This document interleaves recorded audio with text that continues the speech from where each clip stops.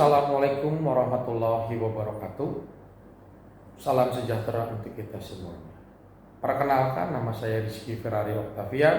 Saya adalah dosen program studi manajemen Fakultas Ekonomi dan Bisnis Universitas Langlang Buana dengan nomor NIDN 0411108003. Pada kesempatan ini, saya akan mempresentasikan salah satu rancangan pembelajaran semester atau RPS mata kuliah yang saya ampu, yaitu Manajemen Pemasaran Internasional dalam rangka unjuk kerja Tridharma Perguruan Tinggi di bidang pengajaran. Dalam mendeskripsikan mata kuliah ini tentunya didasarkan pada DAA, yaitu Delivery, Interaction, dan Assessment. Adapun deskripsi mata kuliah Manajemen Pemasaran Internasional adalah mata kuliah Manajemen Pemasaran Internasional ini merupakan rumpun mata kuliah program studi atau MKPS sehingga wajib diambil oleh mahasiswa pada semester ganjil program studi manajemen. Mata kuliah ini memiliki bobot 3 SKS dan diberikan kepada mahasiswa semester 5. Mata kuliah ini dirancang untuk memperkenalkan, memupuk, dan mengembangkan kemampuan dan kemahiran penerapan manajemen pemasaran dalam dunia bisnis internasional. Dalam mata kuliah ini akan dibahas aspek-aspek pengertian dan konsep dasar pemasaran internasional, analisis kesempatan pemasaran, berbagai dimensi, strategi, serta organisasi dan pengendalian aktivitas pemasaran internasional.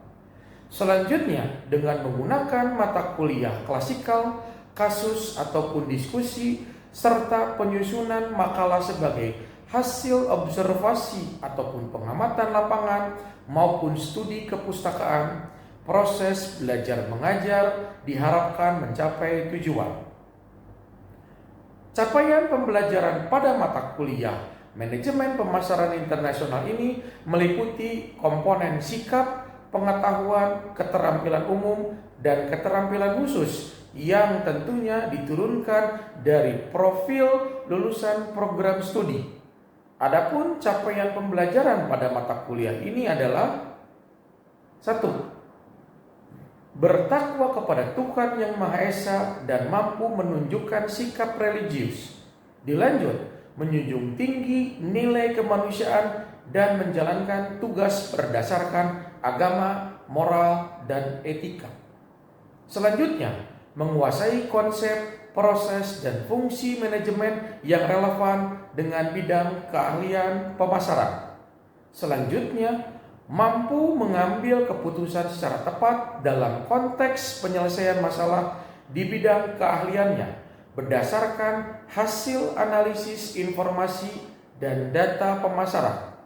Dilanjut, mengimplementasikan prinsip-prinsip teori fungsi manajemen pemasaran dan fungsi organisasi dalam era disrupsi industri 4.0. Selanjutnya, mampu mengidentifikasi, menginterpretasi, dan melaksanakan konsep manajemen pemasaran serta mengadaptasi dengan perubahan teknologi. Selanjutnya, mampu menginterpretasi dan mengimplementasikan konsep, teori, metode, dan atau falsafah pemasaran pada bidang kewirausahaan secara sistematis yang diperoleh melalui penalaran dalam proses pembelajaran dan praktek pemasaran untuk berwirausaha. Kemudian, capaian pembelajaran ini diturunkan ke dalam capaian pembelajaran mata kuliah atau CPMK, yaitu yang pertama, mampu menerapkan pemikiran logis, kritis, inovatif, dan bermutu terukur dalam melakukan pekerjaan di bidang manajemen pemasaran serta sesuai dengan standar kompetensi kerja di bidang pemasaran. Selanjutnya, mampu mengambil keputusan secara tepat dalam konteks penyelesaian masalah di bidang keahlian manajemen pemasaran berdasarkan hasil analisis informasi data pemasaran, mampu melaksanakan fungsi organisasi pemasaran pada level operasional minimal satu organisasi lokal, satu organisasi regional, dan satu organisasi internasional. Selanjutnya, mampu mengidentifikasi masalah manajerial dan fungsi organisasial pada level operasional serta mengambil keputusan tindakan solutif yang tepat, prinsip pemasaran yang berakar pada perilaku konsumen. Berbagai capaian pembelajaran mata kuliah ini kemudian dituangkan ke dalam sub capaian pembelajaran mata kuliah yang dituangkan ke dalam pertemuan perkuliahan. Pada perkuliahan ini terdapat 16 kali pertemuan, di mana 14 kali pertemuan perkuliahan dan 2 kali pertemuan untuk ujian tengah semester dan ujian akhir semester. Adapun materi ataupun topik yang disampaikan dalam mata kuliah manajemen pemasaran internasional ini meliputi 1. Lingkup dan tantangan pemasaran internasional. 2. Analisa dinamika lingkungan dalam perdagangan internasional. 3. Strategi memasuki pasar internasional. 4. Lingkungan sosial, budaya, gaya manajemen, dan sistem pemasaran internasional. 5. Lingkungan politik, hukum, dan peraturan dalam pemasaran internasional. 6. Segmenting, targeting, dan positioning ataupun STP, global branding. 7. Sistem informasi dan riset pasar internasional. Kemudian dilanjut dengan pertemuan 9, International Business Partnership atau IBP, dengan istilah kemitraan bisnis internasional. Selanjutnya, 10. Keputusan dalam komunikasi pemasaran internasional. 11. Marketing International Negotiation. 12. Marketing Channel Distribution. 13. Penetapan harga internasional. 14. Keputusan merek dan produk dalam pemasaran internasional. Dan ke-15. Pemasaran internasional dan revolusi digital. Adapun model pembelajaran yang ditekankan pada mata kuliah ini adalah problem based learning, sehingga mahasiswa dapat aktif, peka, dan mampu menganalisis terhadap permasalahan yang berkaitan dengan manajemen pemasaran, baik untuk lingkup perusahaan bisnis. Hal ini bertujuan agar mahasiswa mampu merencanakan program solusi strategi untuk permasalahan yang ada. Tugas dalam mata kuliah ini berupa ringkasan materi, hasil review jurnal, kasus-kasus manajemen pemasaran internasional. Kasus-kasus ini dituangkan dalam lembar bantu kumpulan kasus manajemen pemasaran internasional yang dibahas, dianalisis pada setiap perkuliahan sesuai dengan topik yang sedang diberikan, dan mini riset berupa artikel ilmiah yang membahas rencana program yang disusun mahasiswa berdasarkan analisis kebutuhan yang mereka teliti dan dikumpulkan pada saat ujian akhir semester serta terakhir dipresentasikan. Penilaian mata kuliah ini berdasarkan pada proses pembelajaran yang dilakukan secara tes dan non-tes, yang meliputi kehadiran, keaktifan, tugas, presentasi, ujian tengah semester, dan ujian akhir semester. Pada umumnya, interaksi dengan mahasiswa dilakukan secara offline ataupun luring di kelas. Namun, guna mendukung sarana diskusi dan komunikasi antara dosen dengan mahasiswa, maka dibuatkan WhatsApp group untuk setiap kelasnya dan Google Classroom atau GCR, sehingga perkuliahan secara sinkronus dan asinkronus dapat terlaksana.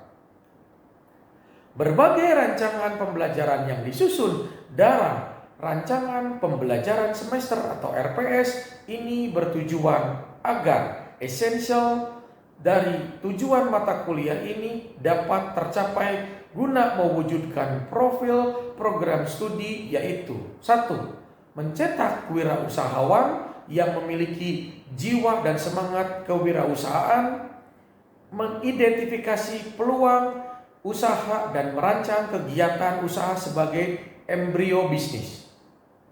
Mencetak manajer lini pertama di berbagai bidang usaha ataupun pada perusahaan ataupun pada organisasi dan profesi, serta menyiapkan diri untuk jenjang yang lebih tinggi.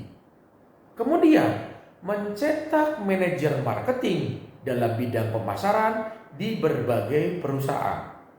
Kemudian mencetak para akademisi yang dapat menekuni profesi sebagai tenaga pengajar, baik sebagai dosen maupun sebagai guru. Berbagai komponen pada RPS ini disampaikan kepada mahasiswa pada saat awal perkuliahan, pada saat pembuatan kontrak kuliah, yaitu perencanaan perkuliahan yang disepakati antara dosen dan mahasiswa. Selanjutnya, saya akan menunjukkan salah satu video perkuliahan yang sudah saya lakukan. Assalamualaikum warahmatullahi wabarakatuh. Waalaikumsalam warahmatullahi wabarakatuh. Baik, selamat pagi, salam sejahtera untuk kita semua. Semoga selalu dalam keadaan sehat walafiat. Pagi hari ini kita akan mengikuti rangkaian kegiatan perkuliahan di manajemen pemasaran internasional. Kali ini yang akan kita bahas adalah tentang global market entry strategies dengan menggunakan metode licensing ataupun lisensi, kemudian dengan metode investment ataupun metode investasi, dan yang terakhir adalah dengan menggunakan metode strategic alliance atau aliansi strategi. Jadi di sini sebetulnya ada beberapa pasar market yang bergerak di dunia internasional ataupun skala marketnya lebih kepada global, seluruh dunia. Artinya di sini bagaimana para pelaku bisnis yang dia sudah mengalami yang namanya sebuah kejenuhan. Kejenuhan dalam hal apa? Dalam hal pasar. Maka perusahaan tersebut masuk ke ranahnya yang masuk ke dunia internasional. Nah, dengan menggunakan metode dari sisi yang namanya entry strategi, berarti dia menggunakan beberapa metode teknik untuk dia masuk ke pasar yang namanya internasional ataupun dia masuk ke ranahnya negara-negara asing yang ada di luar, khususnya bukan di negara Indonesia tapi dia seberang pada negara-negara Eropa, Asia Tenggara, ASEAN juga, ataupun kawasan-kawasan Eropa yang lainnya. Nah, di sini menggunakan metode yang pertama dari sisi yang namanya licensing. Licensing itu adalah metode penggunaan dengan dia melisensikan yang namanya pertama dari sisi yang namanya merek dagangnya. Kalau Apple dia beda. Amerika yang punya. Amerika dia punya sistemnya namanya bukan Microsoft tapi Macintosh. Dia beda. Bentuknya hampir sama tapi beda. Kalau si Microsoft ini memang banyaknya dengan komputer-komputer Dell, IBM, ya, Lenovo, apalagi Office. Hah? Office ya. Office adalah salah satu produknya Microsoft yang sering kita gunakan. PowerPoint, Excel, sama Word. Untuk ketik di perusahaan-perusahaan kebanyakan kan pakainya 3 itu. Kampus sekarang juga sama, kalian pun sama menggunakan itu. Ya. Ini kan diinstal.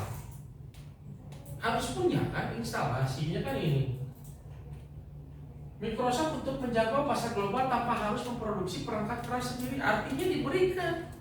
Jadi ketika kalian mau skripsi, lu butuh laptop, pasti udah termasuk di dalamnya adalah Microsoft.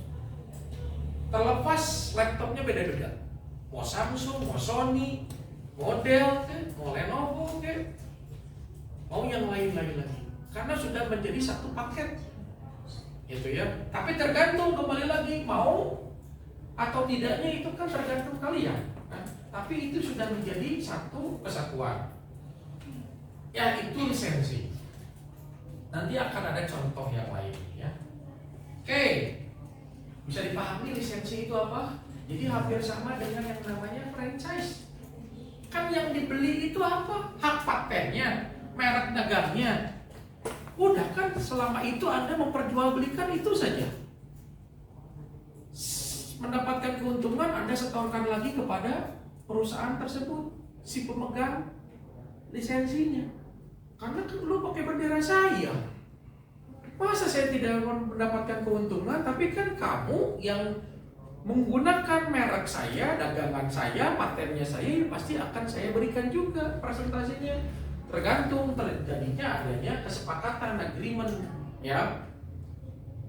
Itu metode yang namanya lisensi ya, ini business. Oke, selanjutnya kita masuk kepada investment atau disebutnya investasi. Setelah perusahaan mendapatkan pengalaman, berarti kan lisensi itu punya pengalaman, ada bentuk kerjasama. Setelah dia punya pengalaman, apakah dia tertariknya berbentuk investment ataupun investasi? Melalui ekspor ataupun lisensi, pada saatnya sering kali muncul ketika para eksekutif mengendaki bentuk yang lebih luas. Artinya banyak yang namanya si pelaku bisnis ingin melebarkan sayapnya, eksistensi, ekspansi keluar. Makanya dengan metode investment di sini disebutkan keinginan untuk memiliki kepemilikan sebagian ataupun penuh operasi di luar negara asal dapat mendorong keputusan untuk berinvestasi. Berarti kan kalau berinvestasi dia butuhnya yang namanya apa? Modal. Kan? Dia berogoh kocek mengeluarkan pendapatan untuk berinvestasi. Karena apa? Dia berpikir ketika dia kerjasama dengan lisensi, dia punya pengalaman, dia tahu pasar market global, akhirnya dia tertarik untuk melebarkan pangsa sayap. Dia punya modal, kenapa enggak berinvestasi aja? Karena ketika dia berpikir, tingkat pengembalian investasinya bisa kembali dalam jangka waktu sekian, break-even point berarti namanya. Dia berpikir ketika dia investasi, dia keluarkan dulu modal sebanyak-banyaknya, tapi dia bisa mendapatkan keuntungan setelah itu. Tapi ketika kalau lisensi, artinya Anda cuma hanya menjalankan bisnis semata saja. Kalau dengan investment artinya Anda terjun langsung. Karena apa kan? Sering merujuk kepada foreign direct investment, di mana perusahaan melakukan investasi langsung dengan mendirikan anak perusahaan. Adalah kantor representatif ataupun kantor cabang. Nah, karakteristik utama dari investment adalah perusahaan induk memiliki kontrol penuh atas operasi di negara asing karena memiliki kepemilikan penuh terhadap entitas ataupun fasilitas yang didirikan. Toyota didirikan sama si Toyota, bukan dari siapa-siapa. Berarti kan dia pemegang aslinya. Berarti dia memiliki kontrol yang penuh. Bagaimana caranya dia melakukan aktivitas bisnis berdasarkan permintaan, berdasarkan keinginan masyarakatnya. Resikonya memang lebih tinggi dibandingkan dengan lisensi. Artinya apa? Perusahaan industri harus menanggung seluruh biaya dan tanggung jawab personal induknya di Jepang, Toyota, ini di Indonesia. Ada macam-macam, ini juga pasti akan goyah. Karena apa? Ini ternyata tidak maju. Akibatnya karena apa? Gagal dalam dia meriset pasar, gagal dia dalam melakukan kerjasama ataupun yang lainnya. Kan berarti untuk mendirikan fasilitas dan operasional baru dia melakukan yang namanya investasi, modalnya harus tinggi. Karena yang dia buat adalah pabrik. Kan kalau lisensi mah boleh terserah aja, yang penting merek dagangannya gue pakai aja. Tapi kalau investor beda. Mungkin Elon Musk bentar lagi dia akan mendirikan investasinya besar-besaran. Pertama untuk satelit. Berarti kan harus ada kerjasama dengan siapa? Pihak Telkom. Karena Telkom lah yang pembuka gerbangnya, gateway-nya. Ada jaringan yang berbasis satelit. Yang punya jaringan itu siapa? Ya si Telkom. Itu investment. Ada lagi investment ketika presiden kita memindahkan ibu kota negara IKN yang ada di Kalimantan untuk pemerataan. Yang dia tuju apa? Silakan para investor untuk masuk ke Indonesia. Taipan di negara-negara lain pasti akan datang karena apa? Berinvestasi di situ. Ya kan banyak datang ke situ, potensialnya Indonesia berlimpah sumber daya alamnya. Mungkin yang dia pikirkan investor berpikir tenaga kerjanya murah, ya kan? Ilmu pengetahuannya masih di bawah misalnya. Berarti kan dia akan mengirimkan para agen-agennya untuk dia dijadikan sebagai apa, untuk dia muternya sebagai apa. Ya ini. Pendapatan dan keuntungan sepenuhnya milik perusahaan induk tanpa perlu berbagi dengan pihak lain. Orang dia yang punyanya, kenapa mesti bagi-bagi? Dia nyimpen kantornya di Indonesia, dia nyimpen kantornya di Cina, di mana segala macam tersebar. Ya pasti keuntungannya 100% ke si ini, 100% ke dia. Tidak ada pembagian apa-apa karena dia investasi, bikin kantor cabang representatif. Pernah ngeliat YouTube-nya Vicky Naki? Pernah nggak dia waktu itu komunikasi sama orang Jepang, tapi begitu melihat kantornya adalah kantor yang dimiliki oleh orang Indonesia? Belum pernah lihat ya? Kalau lihat ada kantor Bank Negara Indonesia atau Bank BNI yang punya Indonesia, dia bikin di negara Jepang, karyawannya orang mana? Yes, hampir seluruhnya orang Jepang, tapi orang Indonesia pun ada.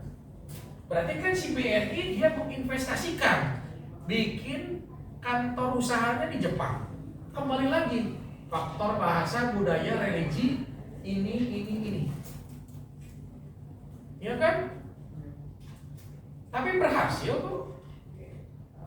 Teman Bapak ada yang ditempatkan di sana? Teman Bapak juga ada yang ditempatkan di negara lain karena apa? Ada perusahaan yang dia investasi di luar. Dia punya kantornya di situ. Melebarkan pasar. Nah ini.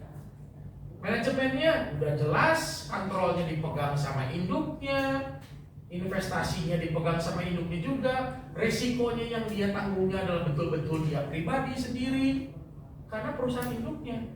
Ya, pendapatan balik lagi kepada si perusahaan induknya. Manajemen berarti sepenuhnya akan ada di kendali perusahaan induk. Jadi ada kantor pusat, dia akan disebar-sebarin karyawannya ke mancanegara. Manajer-manajernya dipindahin kemana saja. Untuk apa? Ya lu bertaruh di situ. Starlink udah siap-siap dong. Padahal Starlink itu udah masuk ke Indonesia udah lama. Baru tahun 2021 dia masuk ke sini. Tapi kan dia menjajaki bagaimana perilaku konsumennya, bagaimana metodenya, bagaimana kondisi lapangannya segala macam gitu. Nah, selanjutnya kita masuk kepada yang namanya tentang joint venture. Joint venture ini adalah perjanjian bisnis di mana dua perusahaan dari negara yang berbeda membentuk entitas baru yang dimiliki dan dioperasionalkan bersama untuk mencapai tujuan bisnis tertentu di pasar internasional. Artinya dia akan menggandeng mitra lokal untuk bersama-sama mewakili bentuk partisipasi yang lebih luas dari negara asalnya untuk diekspor keluar.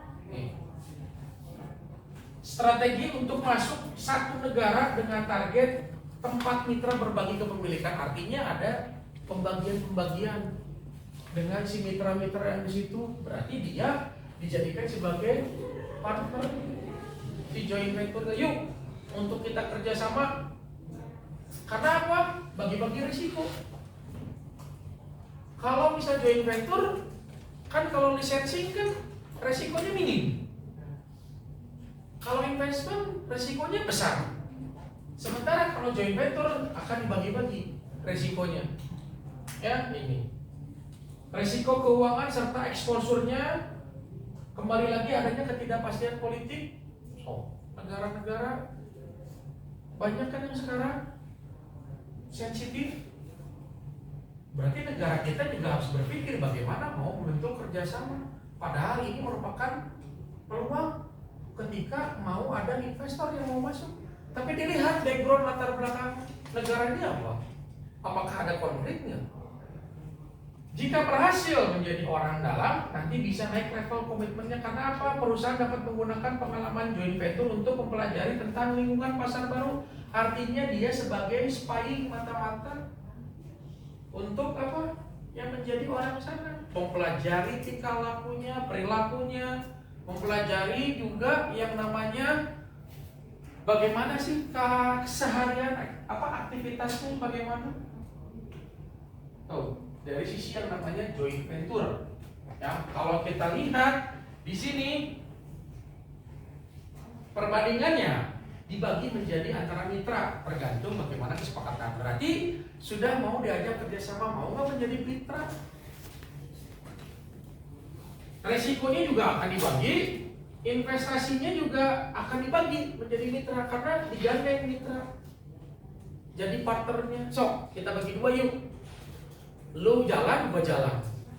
Yuk kita sama-sama, kita akan berbagi. Berarti di sini akan ada apa?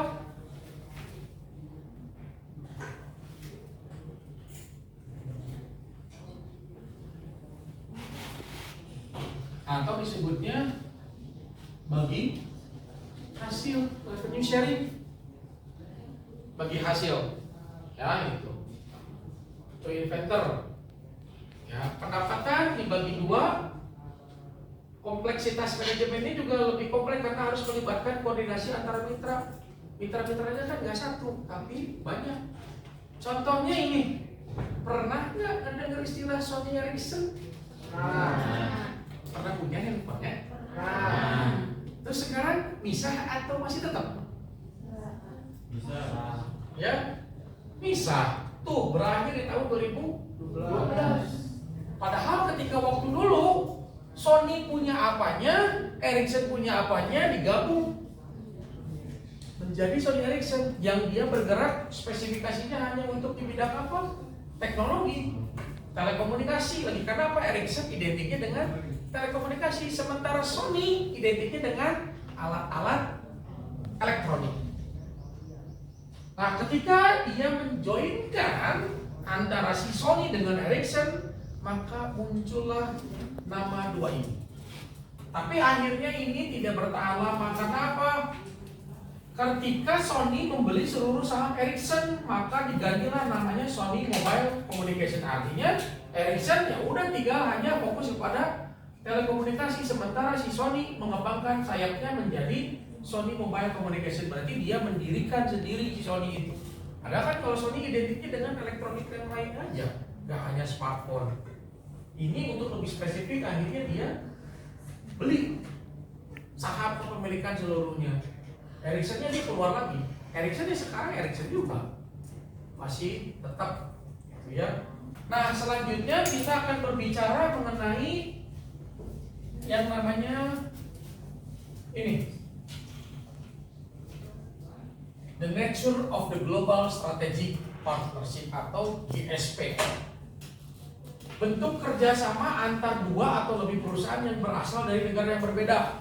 Indonesia dengan Amerika, Amerika dengan Cina. Terus misalnya negara Amerika Latin, Meksiko dengan Rusia misalnya. Karena kan berbeda. Untuk mencapai tujuan bisnis yang saling menguntungkan tanpa membentuk entitas baru seperti dalam joint venture. Dia beda. Kalau joint venture itu kan bikin baru, digabung nama perusahaannya jadi baru. Kalau ini dia masing-masing hampir sama dengan kalau investment kan nggak berubah, hanya toh dia mendirikan perusahaan. Kalau lisensi dia tetap harus bayar royaltinya. Ini bentuknya seperti apa? Mitra global partnership. Ya ini. Di sini memiliki 6 atribut yang harus dipertimbangkan. Pertama dari misi, kedua dari strategi, ketiga tata kelola, 4 budaya, 5 organisasi, dan yang keenam adalah manajemen. Contohnya menggunakan metode ini, Microsoft dan Nokia. Nah, tadi kan Bapak bilang kan, Microsoft sama Nokia, tuh ini. Dia pada tahun ini membentuk kemitraan untuk mengembangkan smartphone untuk bersaing dengan apa? iOS dan Android. Kenyataannya gimana? Nggak berhasil kan? Karena ini sudah kuat. Akhirnya ya udah. Dia dibagi dua. Microsoft hanya menyediakan operasi dan aplikasi, sementara Nokia hanya mengembangkan perangkat kerasnya, alatnya. Nokia itu macam-macam kan modelnya Nokia.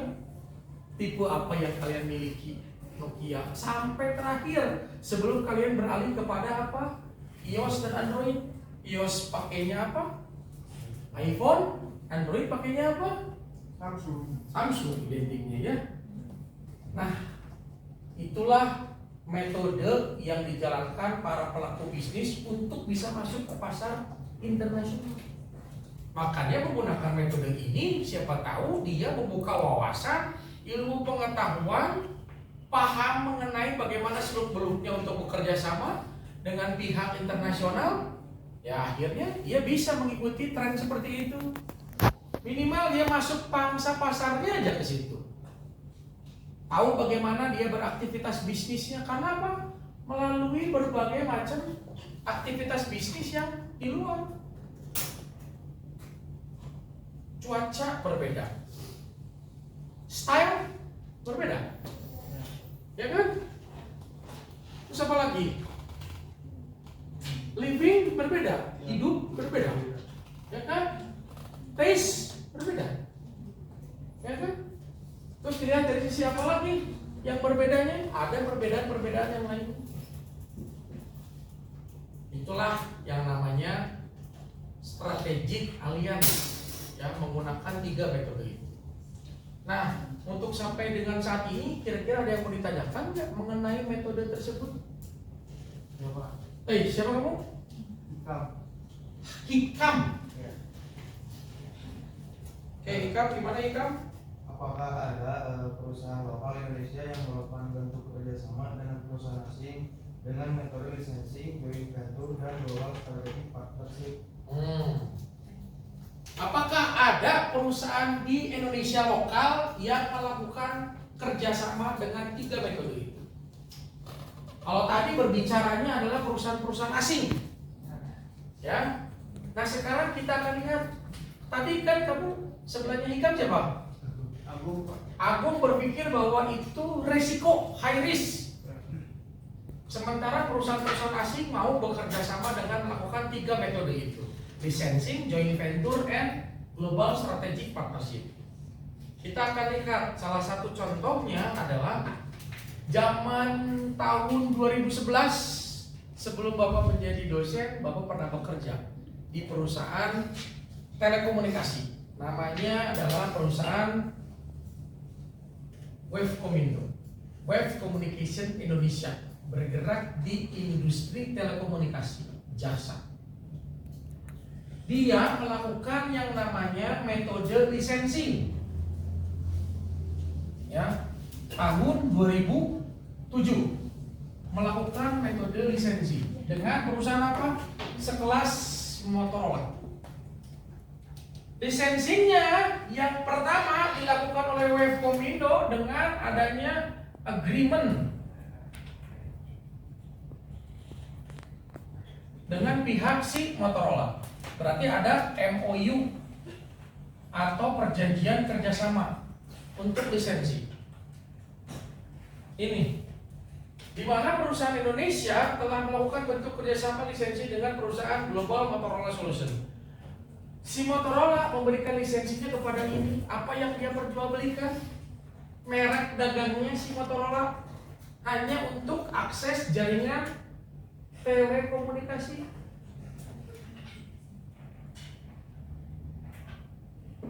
Yang dia perjualbelikan, tapi semua mereknya harus Motorola. Maka si Wave ini dia hanya memperjualbelikan produk-produk ini saja. Motorola memberikan lisensinya, silahkan PT Wave untuk Anda perjualbelikan produk saya. Yang dia perjualbelikan apa? CCTV, radio, internet, protokol. Terus di sini ada yang namanya backhaul. Ada juga yang namanya di sini gateway. Backhaul apa? Sistem penerimaan jaringan. Yang punyanya Telkom jaringannya, tapi alatnya pakainya si Motorola. Jadi memang harus ada kerjasama pihak ketiga, Wavecomindo dengan Telkom dengan si Motorola. Motorola supportnya alatnya, Telkom sebagai pembuka jaringannya, Wave yang memasarkan produknya Motorola. Itu yang lisensinya produk Indonesia. Investment yang tadi Bapak sebutkan, Starlink. Nih, ini baru kemarin. Yang berbicara tadi Luhut, baru kemarin ya. Datang si sekelas Elon Musk 32 jam datang ke negara Indonesia hanya untuk berinvestasi di negara ini. Ketika dia berhasil mengorbitkan ini, dilihat dia juga harap-harap cemas. Karena apa? Koneksivitas internetnya stabil nggak? Sementara di luar dia kuat, di negara asing dia kuat. Ternyata di negara Indonesia masih naik turun. Karena apa? Berbicara mengenai yang namanya ini letak geografisnya masih daerah tertinggal, tertutup, ya terpencil, sulit. Sementara fungsinya Starlink itu adalah untuk apa? Mewujudkan pemerataan dunia di bidang kesehatan ataupun pendidikan dengan kehadiran jaringan si internet. Ini menggunakan metodenya apa? Investasi. Dia bikin kantornya di Indonesia. Udah Starlink mungkin nanti 2 tahun 3 tahun startupnya apa? Tesla. Udah itu apalagi SpaceX bisa jadi. Itu. Oke, sampai di sini saja pertemuan kita, dicukupkan. Sampai ketemu minggu depan. Mudah-mudahan kita dalam kondisi sehat walafiat. Sekian dari Bapak, terima kasih. Billahi taufiq wal hidayah. Assalamualaikum warahmatullahi wabarakatuh. Waalaikumsalam warahmatullahi wabarakatuh. Demikian pernyataan diri dosen untuk unjuk kerja Tridharma Perguruan Tinggi atau PDD UK TPT bidang pengajaran dari saya. Atas perhatiannya diucapkan terima kasih. Billahi taufiq wal hidayah. Wassalamualaikum warahmatullahi wabarakatuh.